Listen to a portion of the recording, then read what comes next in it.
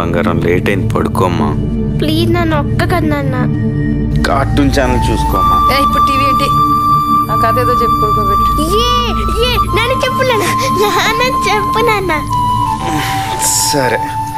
అనగనగా ఒక ఊళ్ళో ఒక రాజు ఉన్నాడంట.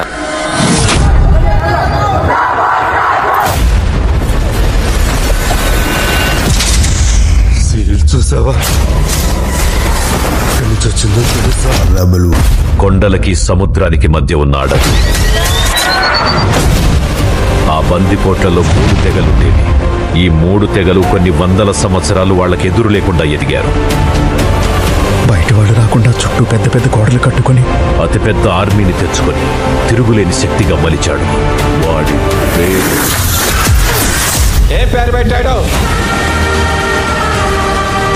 అర్జునుడు లాంటి రూపం, శివుడు లాంటి బలం, అమరుడు లాంటి పౌరుషం, రాముడు లాంటి గుణం, కృష్ణుడు లాంటి సంభావనం. ఆ పిల్లవాడికి పేరు పెట్టారు. వాడి పేరు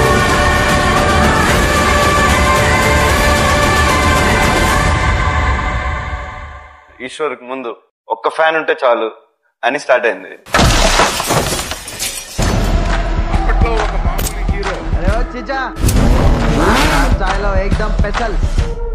ఇంటికి చూసావా ఆయన కొడుకోడు హీరోలాగా ఉన్నాడని అనుకున్నామంటే తర్వాత చూస్తే నిజంగా కృష్ణవాస గారు. ఇప్పుడు చూడండి అడవి రాముడు దెబ్బ. ఈ సంక్రాంతికి ఏంటి ప్లాన్ చేస్తున్నాం? మీరు పక్కన చిరంజీవి గారు పక్కన సినిమా వచ్చినప్పుడు వీళ్ళిద్దరి మధ్య నిరంతరం యుద్ధం జరిగేది. ఆ యుద్ధంలో 3వ వాడి అడుగు పడింది. ఇన్నేంట్రా చంపేది బచ్చగాడు. మెగాస్టార్ ని, గాడ్ ఆఫ్ మాసెస్ ని వెనక్కి నెట్టి విన్నర్ అయిన రెబల్ స్టార్ నా వెంట్రు కూడా పేకలేడు. ఉన్న స్థలం బద్దలు కొట్టి వాడు చెప్పుల సైజు చిన్నదైనా వాడు అడుగు పెట్టాక దారి పెద్దదైంది.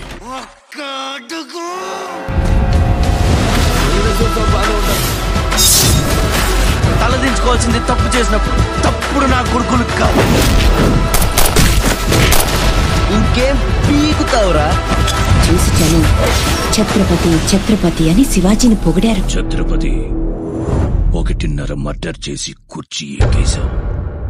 అక్కడ కూర్చోవాలంటే ఒంటి మీద కోటు కాదు, ఒంటి నిండా కుట్ర, కుళ్ళు, కుతంత్రాలు ఉండాలి. వీటిల్లో ఏ ఒక్కటి నీళ్ళు లేదు. ఇలా వస్తాను ఎక్స్పెక్ట్ చేయలేదు కదా. ఎలా వెళ్తాను కూడా ఎక్స్పెక్ట్ చేయకు. ఆ సైదులు గడికి చెప్పు, నా నెత్తురు గుడికి ఎక్కువ, నా కత్తికి పదునెక్కువ. గుర్తుకే సచ్చుడేంద్రా. మంచిగా ఉంటే మంచి, తేడాలు వస్తే తలకాయ లేచిపోతా. పౌరుషానికి ప్రాణం పెట్టే వంశంలో పుట్టినోడు. ఎవరాతను? ఇంత జనాన్ని వెనకేసుకుని వెళ్తున్నాడు. ఇది అంత పెద్ద పులింగా. మెల్లగా మాట్లాడే బాబు. గాయన ఈ తెలంగాణ ఏరియా మొత్తానికే కింగు.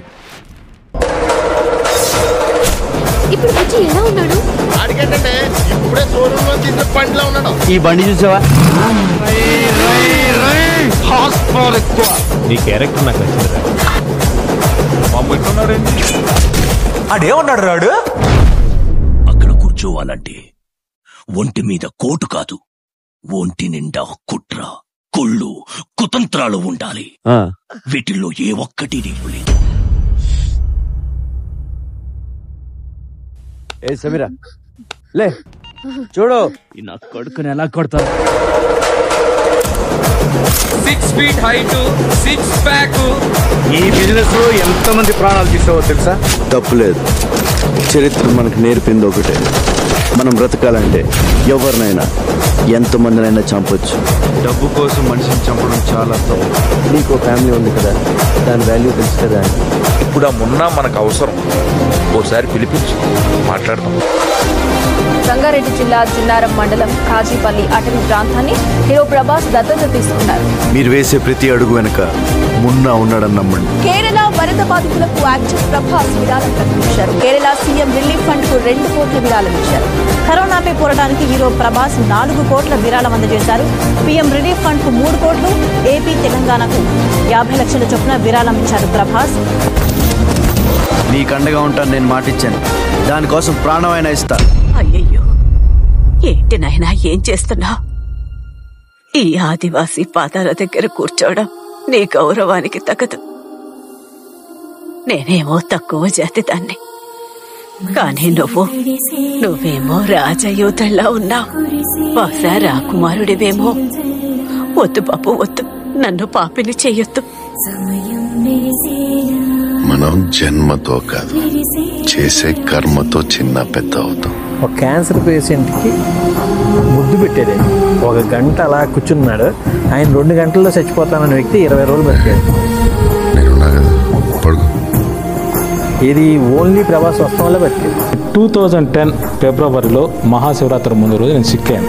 అదే రోజు దురదృష్టవశాత్తు ప్రభాస్ గారు నాన్నగారు కన్ను మూశారు, సూర్యనారాయణ రాజు గారు. నేను హాస్పిటల్లో అనే విషయం తెలిసి ప్రభాస్ గారు వాళ్ళ నాన్నగారు చనిపోయినా కూడా నేను హాస్పిటల్ తెలిసి నా కోసం పర్సనల్ అమౌంట్ పంపించారు. ఎవరైనా తన ఇంట్లో కష్టం ఉన్నప్పుడు ఎదుటివాడి గురించి ఆలోచించారు. పైగా తండ్రిని కోల్పోవడం అనేది మామూలు విషయం కాదు. ప్రజారక్షణే ప్రధాన రాజధర్మం. ఆయన 2 కోట్లు ఇస్తాను. ప్రోగ్రామ్ చేయడానికి ఆ 2 కోట్లు ఇచ్చేస్తాను, మీకు ఎప్పుడు కావాలి చెప్పండి అన్నాడు. వాళ్ళకి సహాయం నువ్వు చేసి మా పేరు ఎందుకు చెప్పావు? కుడి చేత్తో సహాయం చేస్తే ఎడం చేయి తెలియకూడదు అంట. ఆ పద్ధతి ఫాలో అయిపోతున్నాడు అనమాట. ముక్కు మొహం తెలియని నాలంటోడు సాయం చేస్తే జాలిపడి 2 నోట్ల కట్టలు దానం చేశారనుకోండి, తీసుకోరు సార్. చేస్తూ బయటకి చెప్పనటువంటి ఒక వ్యక్తి ఎవరో తెలుసా? డార్లింగ్ ప్రభాస్. చెప్పినట్టే జరిగింది. న్యూస్ మాత్రం 3వ పేజీల సబ్బు పెట్టే సైజులో పడ్డది. ఆఖరికి టీవీలో కింది గీతల్లో కూడా రాలే. నేను ప్రెస్ తో మాట్లాడాను.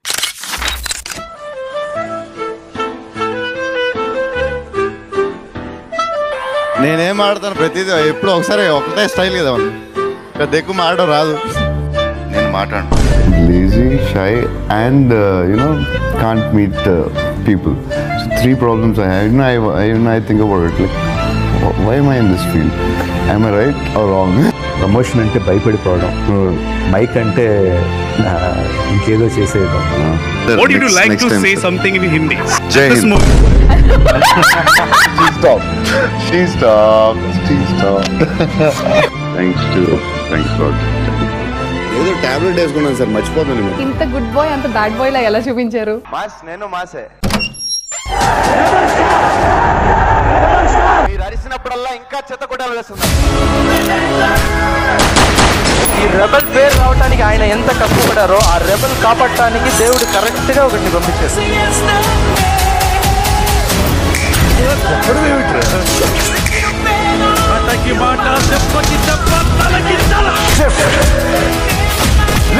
పులి కడుపుల పూల పుడుతున్నాయ్యా.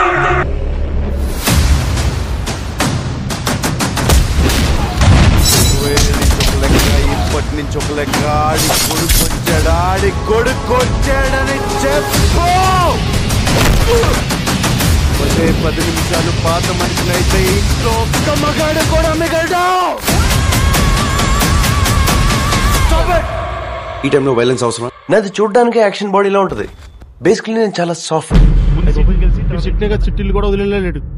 చిట్టే చిట్టే వచ్చేస్తా చూడ. నేను ఒక అమ్మాయితో ఇంతసేపు మాట్లాడడం ఇదే ఫస్ట్ టైం. చీరలో నువ్వు చాలా బాగున్నావు. You looking awesome. అది నీకు మనసులో ఆల్రెడీ నా మీద లవ్ స్టార్ట్ అయిందిరా. నాకు చిట్టి తప్ప ఇంకెవ్వరు వద్దు బా. ఫస్ట్ టైం చూసినప్పుడు పడిపోయాను. ఫస్ట్ ఈశ్వర్ చూసాను, అప్పుడు పడిపోయాను. వర్షంలో మళ్ళీ పడిపోయాను. పడిపోతున్నా మిర్చిలో అయితే మొత్తం పడిపోయాను. నీ స్పెషాలిటీ నీకు తెలియదు విక్కీ. నేను ఇష్టపడని వాళ్ళు ఎవ్వరూ ఉండరు. మరీ అంత స్టైల్ పనికిరాదమ్మా. ఈ చిన్న దేశపు యువరాణి కోసం ఈ తిప్పలేండి. నువ్వెవరో చెప్తే అక్కడికక్కడే కాళ్ళు కడిగి నెత్తిమీద పోసుకుంటారు. అది వదిలి ఏంటి పిత్తలాటకు?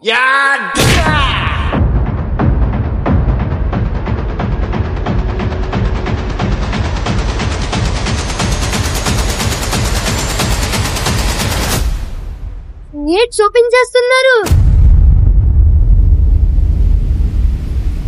ఏడేసేస్తున్నారా నాన్న? అమ్మా పైన ఏముందమ్మా? పైన దెయ్యాలు భూతాలు ఉంటాయి. చిన్నపిల్లల్ని పీకు తినేస్తాయి. నేను పైకి వెళ్తానమ్మా. సుమారు 5 సంవత్సరాల క్రితం రాజమౌళి నాన్నగారు ప్రభాస్తో సినిమా తీయాలంటే కథ రాయండి అన్నాడు. అది రాజుల కథ అయింది, ఎందుకంటే ప్రభాస్ రాజు కాబట్టి. చాలా ఖర్చు పెట్టానండి ప్రభాస్ని. ఆ రోప్స్ కానీ ఆ వర్క్ కానీ. డబ్బు గురించి చూడలేదు, పేరు గురించి చూడలేదు. సినిమా మీద నమ్మకంతో అకుంఠ దీక్షలో పనిచేశాడు Prabhas. And the first day it was little tough and all, but second day it was very interesting. It helped a lot when we were doing waterfall, water and all. For that we trained for like 3-4 days. మా Baahubali cinema కలకాలం నిలబడే శిల్పం.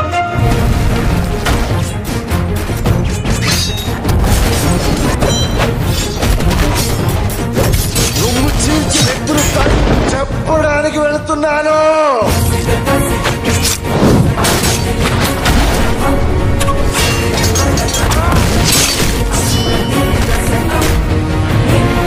గోవా, న్యూఢిల్లీ, బాంబే ఇలాంటి చోట్లకు ఫంక్షన్స్కి వెళ్తారండి. తెలుగు వాళ్ళ గుర్తింపు లేదు. బాంబేలో ప్రభాస్ ముక్కులు ఎక్కుతుంటే స్టాండింగ్ ఓవేషన్.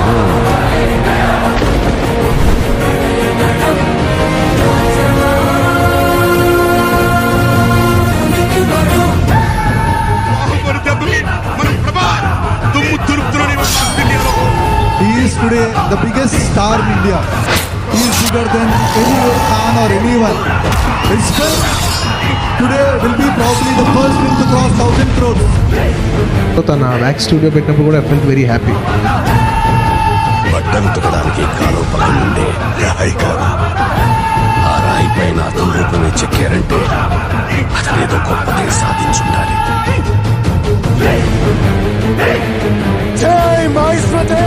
బాహుబలి ఓ శుభ ముహూర్తాన మాహిష్మతి మహారాజుగా పట్టాభిషిక్తుడు అవుతాడు.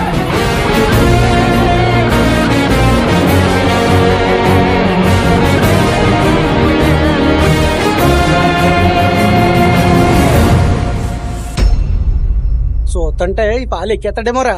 ఏటెక్కేది? ఆ నీటి కొండం చూసావా? అబ్బో మబ్బుల్లో ఉంది అది. ఆడు 100 అడుగుల దగ్గర ఎన్నిసార్లు జారిపడ్డాడ్రా? ఏమైంది? 100 సార్లు పడ్డాడు. మరి చూడు చూడు సర్రుని జారుకుంటూ వచ్చేస్తాడు.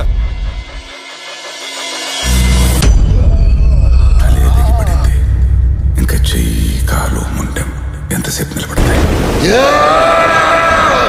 ఫైనల్ గా మీ డార్లింగ్స్ కి ఏం చెప్తారు? ఇయర్లీ 2 ఫిల్మ్స్ చేస్తా, అది బెటర్. అది నాకు ఈజీ. మీకు ఓకేనా? వాళ్ళు చాలా నమ్మకం పెట్టుకున్నారు నీ మీద. నీ వాళ్ళంతా నిన్నిలా చూడాలి, నీ రక్తం చూడాలి,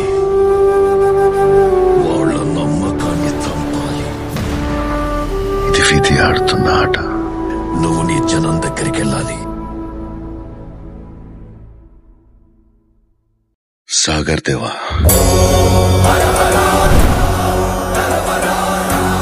మీకు తెలుసు నేను న్యాయం కోసం పోరాటానికి వెళ్తున్నానని. చిన్నప్పుడు అనేవారు, ఎందుకు సిగ్గు పుల్లు నోట్లో వెళ్ళి పెట్టాలరా అనేవారు. దయచేసి నాకు మార్గాన్ని ఇవ్వండి. తెలుసు కదా మీకు ఆయన డేర్ డాషింగ్. ఆయన ఎప్పుడు అసలు ఆయన చూస్తేనే మొహమాటం లేదు అసలు. రెచ్చిపోయారు. ఆయన గురించి ఇంటుంటేనే ఒళ్ళంతా పులకరించిపోతుంది. ఆ మహానుభావుడిని ఒక్కసారి కళ్ళారో చూడాలనుందయ్యా. లేడు తల్లి, ఆ దేవుడు చనిపోయాడు. చిన్నప్పటి నుంచి మిమ్మల్ని చూస్తూ పెరిగాను. నేను ఈ రోజు ఇక్కడ ఇలా ఉండడానికి కారణం పెద్దనాన్న గారు. యాక్టింగ్ బాగా చేసినా ఏమైనా మంచి పేరు తెచ్చినా ఓన్లీ ఆయన వల్లే. పెద్దనాన్న గారు శత్రువు వచ్చినా ఇంటికి ముందు గౌరవంగా పంపించి తర్వాత నువ్వు కోపం వస్తే తర్వాత వాళ్ళ ఇంటికి వెళ్ళి చూసుకో, బయట చూసుకో. I love you. పాపరా పెద్ద ఆఖరి నిమిషంలో కూడా, చనిపోయే చివరి క్షణంలో కూడా ఏమన్నా తెలుసు? రెబల్ స్టార్ ఎప్పుడు రెబల్ గానే ఉంటాడు. లేదు, ఈ రెబల్ ఇంకొక 50 సంవత్సరాలు మిమ్మల్ని ఆనందపరుస్తాడు.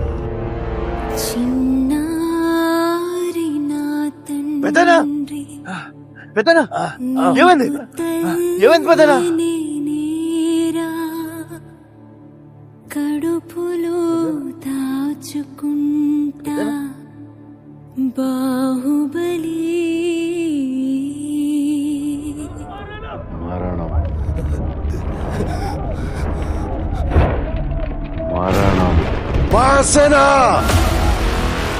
భూమి కృంగిన నింగి చీలిన న్యాయం చేతుల్లోనే అన్యాయానికి సర్వనాశనం. వానర వీరులారా, నీకు గుర్తుందో లేదో, ఎవరికుంది ఆ అధికారం? చిన్నప్పుడు నీకో కథ చెప్పేవాడు.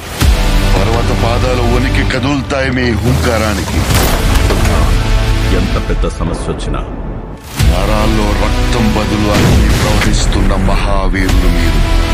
తన బలమైన సైన్యానికి కూడా చెప్పకుండా ఒక్కడికే చెప్పేవాడు.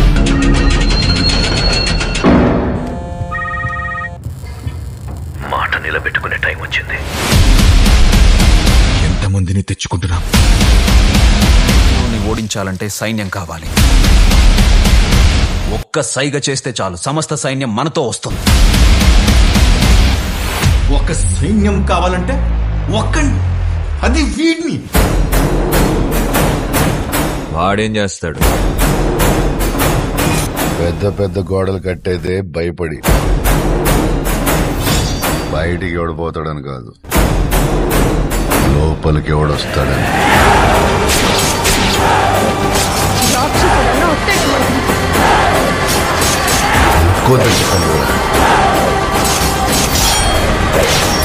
ఎవడు ముట్టుకోకూడదు.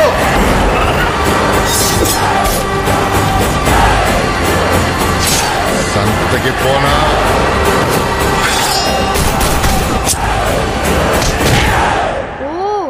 అయితే అర్జున్ బెస్టా? కాదు, ఉండేవాడు ఇంకా యాతుడు. అర్జునుడి కంటే పవర్ఫుల్లా?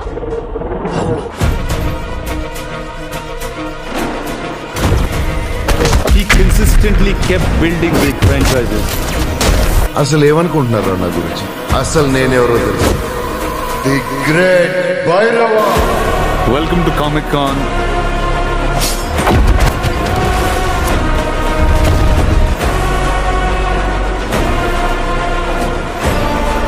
ఎవరది? తను సామాన్య యోధుడు కాదు. తన కళ్ళల్లో సూర్యుని తేజస్సు, తన చేతిలో ఓటమి ఎరుగని విజయ ధనుష్. తన పేరు చరిత్ర మర్చిపోదు. యుద్ధాలన్నీ అయిపోయాయి. Powerful people come from powerful places. Andrews ఎప్పుడైతే బాంబేని లాలీపాప్ ఇచ్చి నటిస్తానన్నాడో, రాకీకి ఆ సముద్రం కూడా ఒక బావిలా కనిపించింది.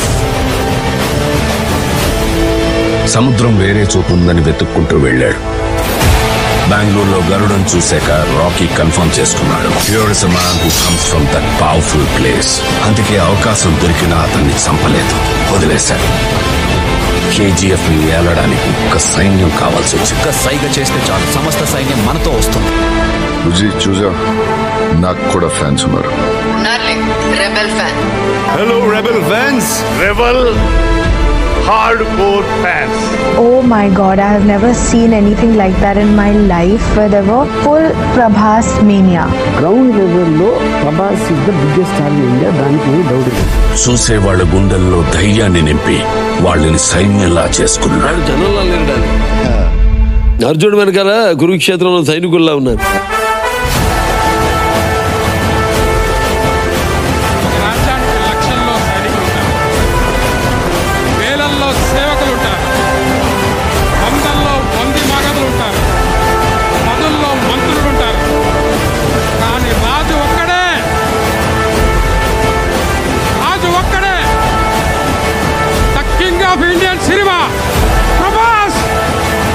యుద్ధం ముగిసింది, ఇప్పుడెక్కడికి వెళ్తున్నాడు?